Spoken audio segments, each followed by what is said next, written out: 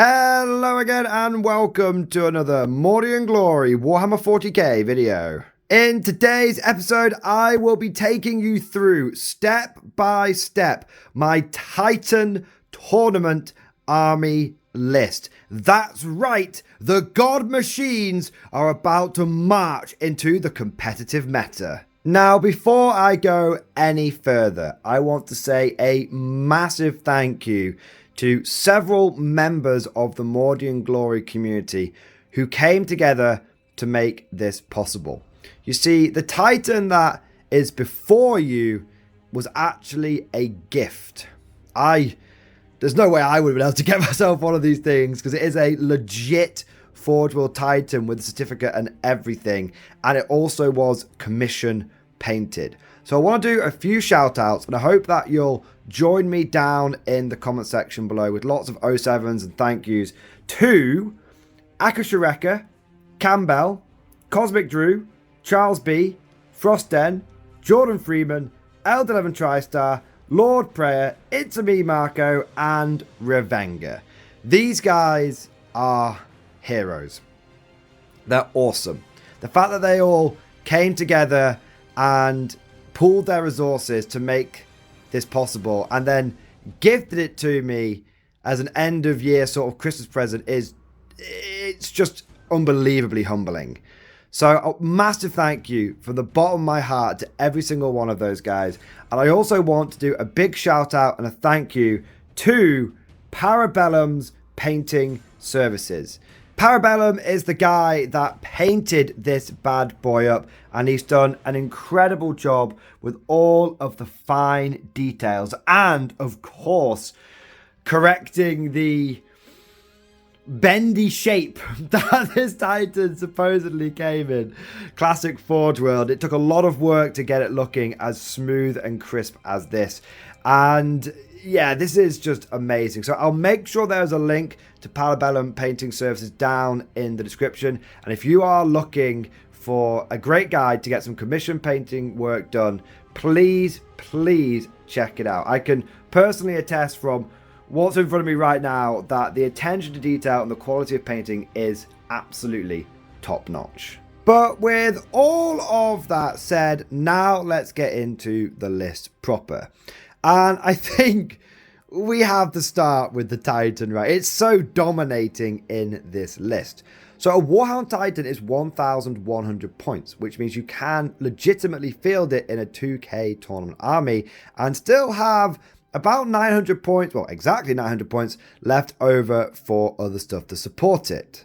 I've equipped my Warhound with the Plasma Blast Gun and the Vulcan Mega Bolter. Now, the Plasma Blast Gun is an interesting weapon because it's strength 10 and you can get it up to a really high AP -3.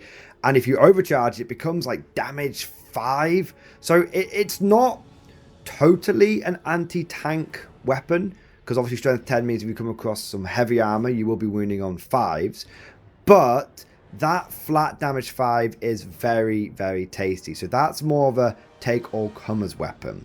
You've then got the Vulcan Mega Bolter, which is very similar to the one that you find on the Imperial Guard Stormlord. It fires 20 shots, strength 6, AP -1, 2 damage. And that's to give me a bit of horde clearance. Now, I've taken these weapons because they are my favorite. I see them as the traditional loadout of the Warhound. When I was a kid looking at pictures of Titans in White Dwarf and stuff and dreaming about it ever own, which I now do, legit childhood dream fulfilled here, guys. I always liked the look of the Mega Bolter and the Plasma Blast Gun. However, in a guard army, I don't think the Vulcan Mega Bolter is necessarily the best choice. You've got plenty of anti-infantry in the guard with all your lasguns and all the other bits and bobs. So if I was to say what the optimum loadout for this was, just sharing that information for your interest, dear viewer, I would say a Plasma Blast Gun's a good take-all-comers. I would then go for either the big laser destructor to just curb stomp vehicles, or weirdly, I'd consider the double Inferno gun because that way you automatically hit. And considering the Warhound only hits on 3s, having two weapons that can just auto hit is pretty decent. And I think they're quite long range flamers as well, so it's Not like it's even a risk that you have to get up to 6 or 12 inches. I think they're pretty long range. So there's the sort of two loadouts that I would suggest. Plasma Blast Gun and Laser Destructor, or double Inferno. In this army, the Titan is going to fulfill the same role that my tanks would. So normally I'd take something like a couple of Rogel Dawns, or a Rogel Dawn and 3 Lehman Russes. I'd take a decent amount of heavy armor. In this case, the Titan is going to do that. So you'll notice in the rest of the army there isn't any more tanks because, well, I've spent my 1,100 points. I've spent that on essentially one big tank this time. Speaking of tank or tankiness, the Warhound is pretty durable. Its firepower is okay, you know, but it's pretty durable. Its main thing is it's got 40 wounds. Okay, it's got 2+ save. It's got 40 wounds, but that's really all it's got going for it. It's got a 5+ invulnerable save. I know, something this big with only a 5+ invulnerable, it's pretty crazy. And that is like a knight's invulnerable save. It only works against ranged attacks as well. So as big and imposing as he looks, you need to keep this guy away from close combat. He's not very good in close combat. He's got, I think he's got like 8 to 10 attacks. They only hit on 4s. Yeah, think of him as a very, very big, very overcosted shooty knight, and you can't really go too far wrong with that when you're making your tactical decisions with this unit. So if we don't want to get into combat, how do we protect him? Well, this is where my favorite tactic in all of 40k comes in. My favorite word. If you're a veteran of the channel, your eyes are going to roll back into your head as I mention this once again, but it is screening. We are going to have to screen this Titan and give him as much time as possible to do his work and to blast the enemies of the Emperor from the field of battle. And to that end, you'll notice that the rest of the list does consist of a lot of infantry. In our first wave, Operation Human Shield, we have two 20-man blobs of Catachan Jungle Fighters. We've got 4 Flamers in each one. We've got a Sergeant in each one. And we've got 2 Voxcasters in each one. This is fairly standard issue for a lot of my tournament lists. I really like taking these 2 units of Catachans. It gives you a really good way of scouting forward and screening out those people that want to get those early charges on you. Often what you can do is you can bait people out with Catachans. So you screen them forward, the enemy sees, oh, that's a big block of 20 people. I'd love to get my hands on that. They charge in, they massacre the Catachans. It doesn't matter, you spend 2 CP to bring them back. And in the meantime, with reinforcements obviously, and in the meantime they are then left out in the open. So these Catachans, not only are they going to be my first wave, not only are they going to stop, be quite an effective 40-man roadblock to stop people from getting to the Titan. Not only are they a great amount of objective control, adding much needed maneuverability with the scout move, all that good stuff, but most importantly, they are a first screen. So they're going to do a great job of buying me at least an extra turn of shooting with the Titan. And the Titan, it's got decent firepower, but it's going to need all 5 turns to make its return on its investment. We've taken Strachan with them. Strachan's 55 points of pure, unadulterated awesomeness. He's pretty good in close combat. I've seen him take down Orc war bosses single-handedly. And he also, more importantly, can do 2 orders. So 1 Strachan, and he's got Scout. So Strachan goes with one of these units of Catachans, and then they string out but stay within 6 inches of him, and he's able to order both of them. So if you have, again, speaking about that first wave, that maneuverability, if you get that first turn, you can scout move your 2 units of Catachans. You can then move your 2 units of Catachans. You can then move them with Strachan's orders, give them an extra 3 inches, and then you could advance with them, giving them an average of 3 to 4 inches on the advance. So you are looking at Catachan units which are going 15 inches plus an advance, so going 18 to 19 inches in 1 turn. Now, you don't necessarily need to do that in a straight line straight towards the enemy, but what it means is that you have lots of movement to spread out, move, block, take initial objectives, hide behind terrain. There's a lot of maneuverability here. It's a really nice combo. It's very cost effective. These are the cheapest infantry support from one of the cheapest characters. Honestly, there's a reason this is an auto included in pretty much all of my competitive lists. But we've had one infantry wave, yes. What about second infantry wave? Well, it is time to unleash the Death Corps of Krieg. Yes! 6 platoons of the Emperor's most favorite gas mask boys.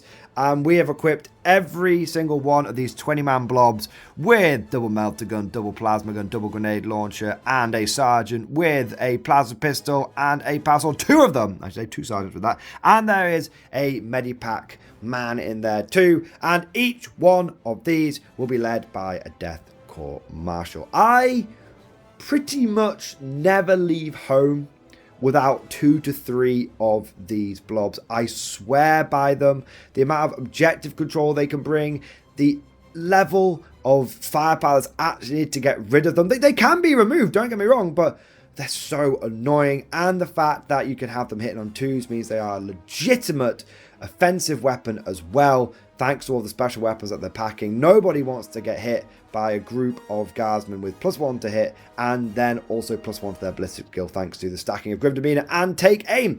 They're very, very durable with the 5+ Feel No Pain that each blob's going to have thanks to the Death Corps Marshal. We got 1 leading each squad. So I just can sing the praises of Death Corps blobs in this configuration for hours and hours and hours. And I have done. If you go back and look at the accumulated footage on the job that I've given to these guys, you will know that I'm a big, big believer. I know some guard players think that they're not all that good, that they don't like the 20-man blob. Some people have started playing around with a lot more Bullgrin, and that's definitely something I will be looking into in the near future. But for now, the tried and tested take all comers unit that I find is essential in my guard armies, it has to be these Death Corps blobs.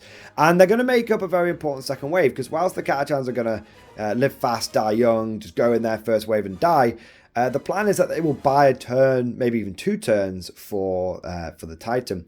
And whilst these guys move up behind them, and so once the enemy has finally cleared the Catachans, suddenly they're going to have to deal with the Kriegers, and the Kriegers will be even tougher for them to get through. If you look, I've actually got 5 blobs of infantry in total, and that goes on the assumption that I will lose 1 to 2 blobs a turn. So if I lose 1 blob a turn, I'll be able to reinforcement it, and it will come back. If I lose 2 blobs a turn, even over the course of 5 turns, I should still have plenty of infantry left. And the idea between these speed bumps is that they will, every single turn, there will be infantry available to screen the big boy. So he, who's pretty durable against a lot of ranged firepower, should be able to tank that on his wounds and his save and his invulnerable and all that kind of good stuff. And the close combat threats, which there's been a bit of an uptick in close combat threats in my local meta recently. Obviously, shooting armies are still very dominant, but I haven't been to a tournament. I haven't come across something like World Eaters or Orcs or both in the last few months. So having a lot of screening has become essential for me in my local meta. So if you're wondering why I keep taking this level of screening, and in your particular meta you don't need this much infantry, that might just be one of the quirks of 40k, where we have this big general meta, but we also have local metas that you need to be able to take into account. So that's why I've taken so much infantry, because like I said, he needs 5 turns to get the job done. So I've taken enough infantry to make sure that he can do it. But in summary, on the infantry front, Catachans go first. They get reinforcemented back in initially. Then the Kriegers take a little bit longer for your opponent to deal with. And hopefully between those blobs, we'll have lots and lots of primary objective play. And we'll have lots and lots of firepower between his guns and their guns, which should not be discounted. I've had a few cheeky metal guns catch the opponent off guard over the course of the last few tournaments. But it's not just about doing damage or holding primary objectives. Of course, we must remember that secondaries are very, very important in this game. And so I've taken 2 Cyclops demolition vehicles. Cyclopses are an auto include. For me, I prefer them over things like Gaunt's Ghosts and Scions, which I know people, it's a controversial take, I know, but they're so cheap. 25 points for each one, 50 points for two, means that they are half the price of taking Gaunt's Ghosts, and every time I've used them, they have, ironically, for what is meant to be a suicide demolition charge unit, they've survived. Because they're so low threat that what you do is you just bring them on, you stick them in a little table corner. Your opponent can't really screen them out very easily because they're so tiny, unlike things like Gaunt's Ghosts and Sounds, which actually can take up a little bit of a bigger footprint, especially Gaunt's Ghosts, because they're all on those bigger bases and there's sort of 5 or 6 of them in the squad. They can be screened out relatively easily by an experienced player, but these things, I've yet to have them screened out. So I just bring them in. I often leave them off the board till sort of turn 3, bring them in my opponent's deployment zone in each table quarter that I'm not likely to be in, and just sit them there. And then the moment things like deploy teleporter comes up, or behind enemy lines, I just score it automatically. And they're so tiny that often you can sort of just hide them out of line of sight, and you forget about them and your opponent forgets about them. And they're so tiny that people think that just a little bit of bolter fire will clear them away, but actually, with them being toughness 4, and like a 3-up save, and like 4 wounds, they actually, you need to dedicate a proper squad to kill them. And if your opponent does do that, then that's a proper squad that's not going into one of your other units. So Cyclopses are great. They have all the scoring potential that you need for the lowest possible price, making them an incredibly efficient unit. And that's kind of the overview of the list, with the Titan being woefully points inefficient. And let's not beat around the bush here. He is a huge handicap for the list. He is not very good. His firepower is less than that of his equivalent points in tanks. His durability is less than that as equivalent points in tanks. I would much rather take triple Rogel Dawn and a couple of engine sears. They'd have a better invulnerable save. They would have more wounds. It's just exactly, he is a point sink. He's inefficient. And so what we're trying to do here with the rest of the list is make him more efficient by giving him as much time as possible to do his job, but also everything else in the list we have taken for in the most cost-effective way possible. Like these infantry, they've not got like a couple of leaders with them, or platoon command squads, or regimental preachers to try and make their combat better. Nope. There's 2 Kashjan blobs with Draken. It is the most bare bones, no frills, but still able to do their job as intended sort of combination. Likewise over here, we've not gone for sort of platoon command squads or anything like that. No, we need infantry that can be durable and have an order per blob. That's the be-all and end-all of what we're trying to achieve with these things. So we've tried to make up where we can for the inefficiency of the Titan with cost-effectiveness elsewhere in the list. Last thing to mention about this list is the overall strategic game plan. What are we trying to get it to achieve every single game? So we've sort of mentioned these here and there, but we'll go through it all in one place.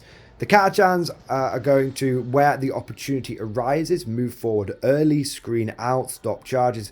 If we're not facing a combat list that needs to be screened out early, they will be the first ones onto the objectives. We've then also got, following up behind that, our Kriegers. They're going to move up using cover, and they're going to try and also move on to the objectives, just really dominate that primary game. Whilst at the same time having a surprising amount of firepower. They're going to probably finish off what the Titan doesn't quite manage to kill, or they're going to soften up the units to allow the enemy units to allow the Titan to move in and get the job done. Titan is going to be staying back. It's going to be taking advantage of its good range on its weapons, and the idea is to find a good firing lane for it and allow it to just start blasting away at the enemy. Meanwhile, whilst this all is happening, Cyclops will go in reserve, wait for opportunities to come in and score secondaries, and we're also going to have this kitty cat bio titan. Hey, it's Lieutenant Loki overseeing the proceedings. Come on, mate. Come on, there we are. There we go. Good boy. Wouldn't be a Morning Glory video without a little bit of Kit Kat involved. All right, you're going to go down then, mate. Go on, go down. You know what down means. Go on, go down. Good boy. There we go. Good boy. Don't want him wobbling the Titan. So the Catachans, of course, they're going to die early. The initial ideas will be to use reinforcements on them. And so even when the reinforcements, the way I plan using that is to either have overlapping never-ending screens for the Titan, or if it looks like the Titan is pretty safe, use these to open up some additional flanks, maybe start threatening some enemy backfield objectives, especially from turn 3 onwards when I can come in on any board edge. I've caught a number of people out with this tactic, just having, especially people who leave like a token unit just to guard their home objective, little 5 unit of sisters or Votan dwarves or a little unit of grots. And so the idea is the Catachans come back in, and then they come in, they target the enemy objective, and they just hose it down with lots of light anti-infantry firepower, those flamers, and often they can take an objective off the enemy. So there's sort of going to be a myriad of threats coming at my opponent, keeping them off balance, screening to frustrate them, and just give that Titan time to do its damage, and give the infantry and Cyclopses and reinforcements time to score the points. Well, that's the plan, at least, but as we all know, no plan survives contact with the enemy. If you actually want to see this thing in action, then there are 2 ways you can do that. Firstly, right now at the time of release, there will be a battle report that is out on the channel already, featuring the Warhound Titan, and he's supported by a list similar to this one. It's a little bit different, but a list similar to this one. But then also the day after this video goes out, there will be a after action report, a tournament after action report featuring this exact list, so you can see how it did in the competitive meta. But that's all for now. Thank you for watching. I hope you enjoyed this video. If you did, please don't forget to like and subscribe. It really does help out the channel.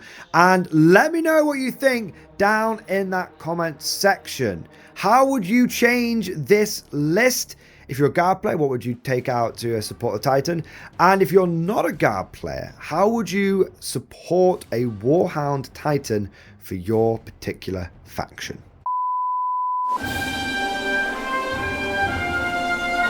Would you like to know more? If so, then please consider becoming a channel member or patron. By supporting the channel, not only will you be doing your part, but you'll also be helping me create more content for your viewing pleasure and unlocking a whole host of perks. You get everything from a badge next to your name, custom emojis, but the big one is access to the Mordian Glory Discord server, an online community with almost 2,500 active members. It's always popping off in the MG Discord. We've got channels for army lists, hobbying, tactics, stories, and even a pretty spicy meme section as well. For all you greenhorns that wanted to see the Mordian Glory Hole, today is your lucky day.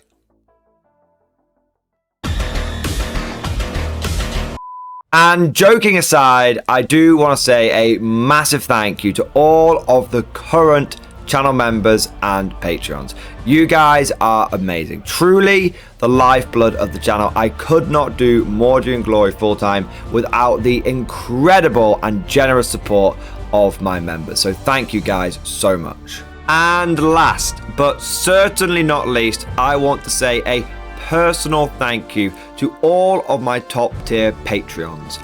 These are the War Masters, and they have truly gone above and beyond the call of duty. So a big shout out to Bon Bon Vert, Mad Larkin, Marcus Roberts, Mark Panconi, RJ Scorpion, Swordfish Trombone, John Stubbs, Nick Walsh, Diesel Fox, and August Varney. Thank you guys so much. Your incredible generosity is a massive part of how I'm able to do Mordian Glory full time, and it is a big driving force behind the channel. But I hope you all enjoyed today's video. Thank you for watching, and of course, as always, I'll see you guys next time.